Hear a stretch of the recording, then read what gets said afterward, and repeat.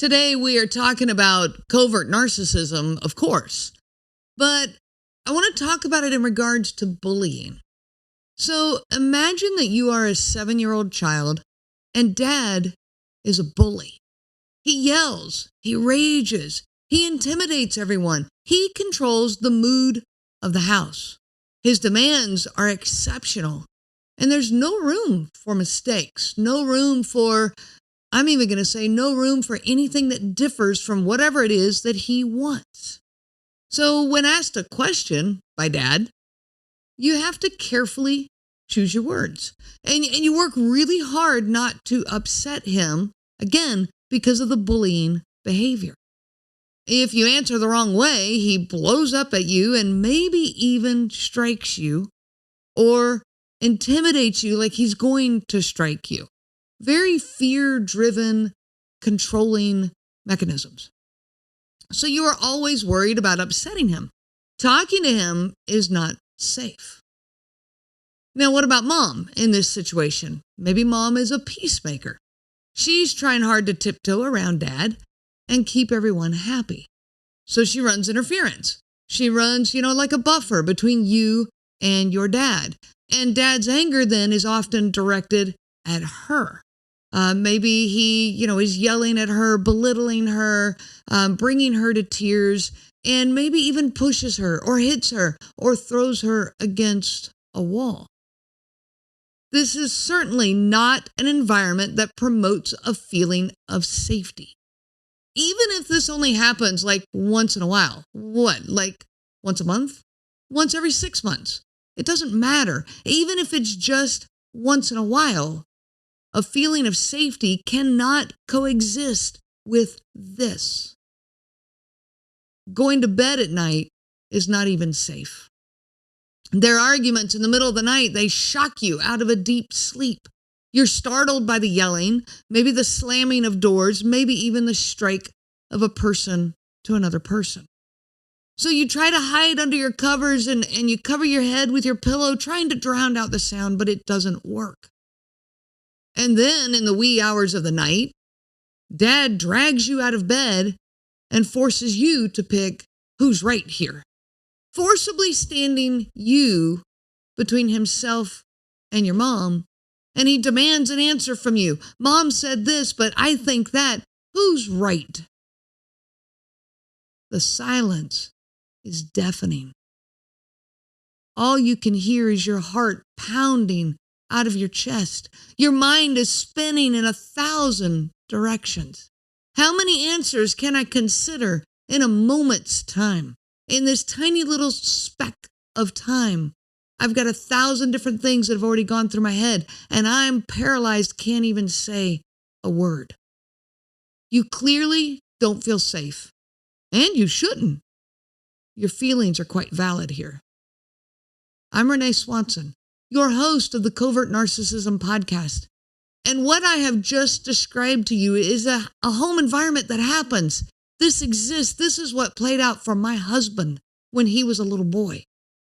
And this is the breeding ground of narcissistic personality traits going forward. And I want to explain that. You see, trauma causes people to change the way they interact with their world. Safety is a perceived sense, okay? It's a perception. You either feel safe or you don't feel safe. It's a perception. People feel safe standing on the edge of a cliff, and other people don't feel safe standing in that exact same spot. Safety is a perception. And when we experience trauma and we lose our sense of safety, our system goes into overdrive to reestablish that safety. So what behaviors do we pick up then? Because something happens inside of us to then put us back in charge of our own safety. Well, let's go back to this 7-year-old child. There is not a perceived sense of safety around dad. But this living situation is his life. Okay? You being the child, this is your life. It's not like this is just occasionally at a friend's house and, okay, I'm going to stop going to that friend's house. Or this happens at, when I'm at this particular store, so I'm going to quit going to that store. This is your home. It's a daily part of your life. living without a feeling of safety on a daily basis. It is horrendous. And our system will work in overdrive to reestablish that sense of safety. So what behaviors does this 7-year-old child learn? Well, when standing between the parents, dad demanding that you pick sides, mom in horrified tears, you learn to control and manipulate your words. That's all you can do. You can't choose between mom and dad. That's not going to work. Both of those are totally, going to be a disastrous result. So you also shouldn't have to, but here you stand. And so in your mind, you're going, okay, I need to protect mom and I need to not upset dad. And you don't even have time for those thoughts to process. They're just there. So let the tap dancing begin. You learn to circle the conversation around to avoid taking sides. You learn to skirt the issues. And you learn to, appease them with empty words. I'll just say whatever I need to say to get dad to kind of agree with me, but without, throwing mom under the bus. And so you learn to say what you need to say to get the job done and to get yourself out of the situation. In your daily life at home, when dad is excessively angry, demanding, and aimed straight at you, what does this 7-year-old learn? You learn that communication is not safe. You learn that being vulnerable is dangerous, especially around people who are supposed to love you, your caregivers. So you learn to take care of yourself. You learn to avoid dad's feelings. You don't want to talk about them. You learn to use words that, in order to figure out what dad wants to hear so that he will stop talking and go a different direction. You learn to manipulate the words and to dodge any responsibility.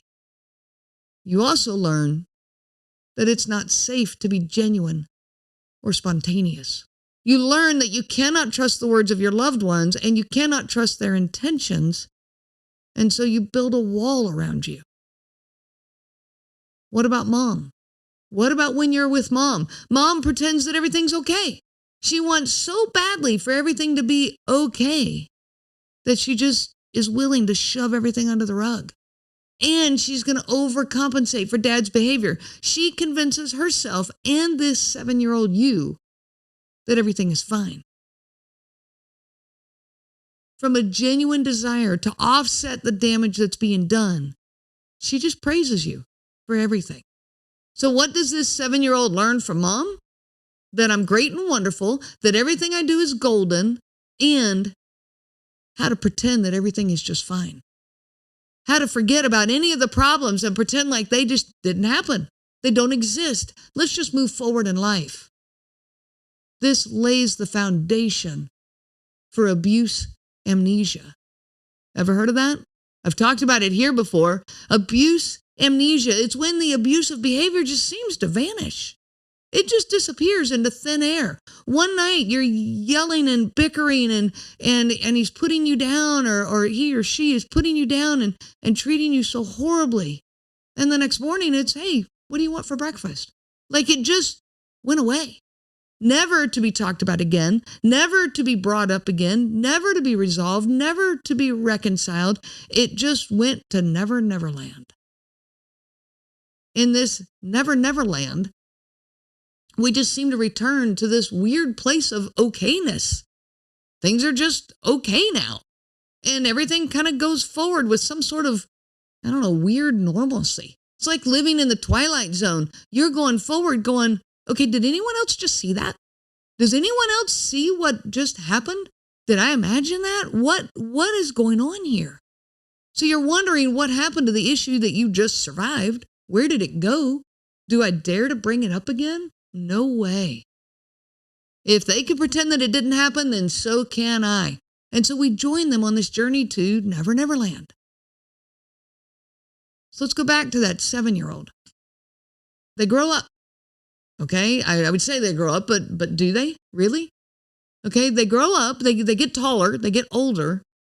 But if they do not have the emotional support to face this traumatic environment, to voice it, to process it, then the trauma carries forward.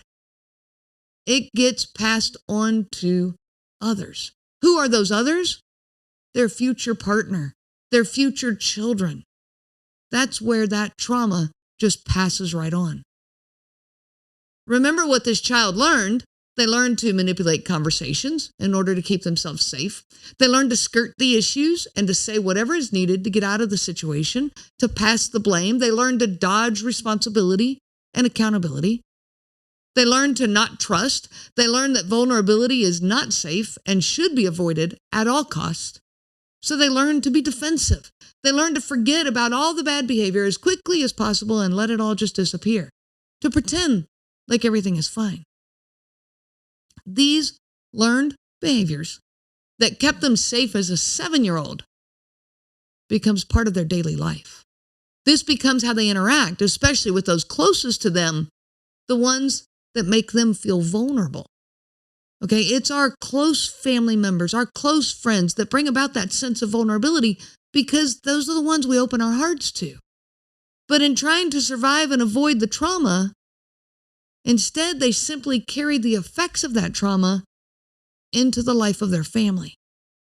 As an adult, covert narcissists often believe that their past is in the past, that trauma is a thing in their past and it stayed in the past. But in reality, it is very much so a thing of their present, and it will continue into their future, and they don't even know it. I'll give you an example. Let's say you've got a parent who, as a young child, was bitten by a dog, and so now they're terrified of dogs. When dogs come around, they react, they tense up. And maybe they shoo the dog away, or they, jump up and run out the room. Whatever they do, they react to this dog. Even a sweet dog being around, they still react. And now they have a child. They've got a young child, maybe 2 years old. And the parent is still interacting this way with dogs. They're still reacting this way to dogs. Well, that child's going to pick up on that. That child now is afraid of dogs too, because of the parent. Not because of their own personal experience with dogs, but because of their parents' reaction to the dogs. This learned behavior from past trauma has now been passed to the child. I'll give you another example. How about if a young driver has a car accident? Let's say your 16, 17, 18-year-old driver has a car accident and therefore becomes very tense as a driver now, like very reactive and afraid of this because of the trauma of that car accident. So they go on and become a parent now. And as a parent, they have a child in their car. Well, they're still tense as a driver. They're yelling at their child, stay quiet back there, and they can't tolerate any noise or any distraction. They're reactive, to the other people inside the car. Well, the kid learns this. What does the kid learn? The kid learns that being in a car is not safe. They learn that it's a place of tension. And they continue that. So now as a young driver, they are tense. They are reactive. They are hypervigilant and overcautious, which creates an unsafe situation, creating the very problem that the parent was trying to avoid. They're trying to avoid having any issues in the car, and it's a self-sabotaging behavior. They create the unsafe environment. A tense driver is not as safe as a relaxed driver.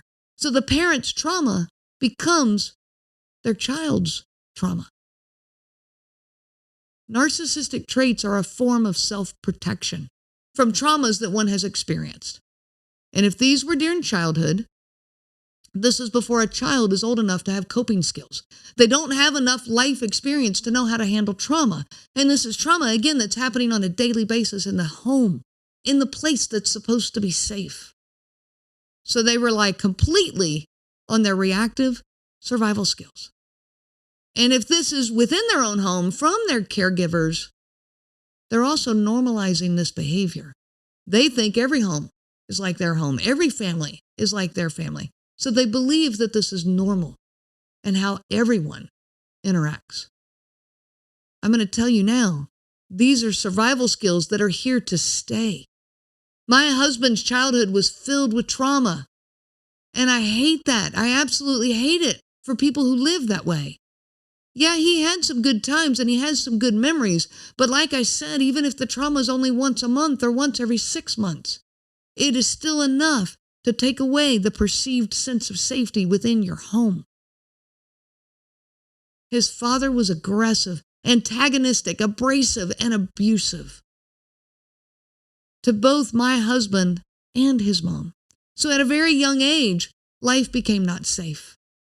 So he put survival tactics in place. A defensive wall to hide behind, a facade to make him look good and hide his internal self, manipulating others to get his way and making sure that nothing was ever his fault, skirting responsibilities and passing the blame.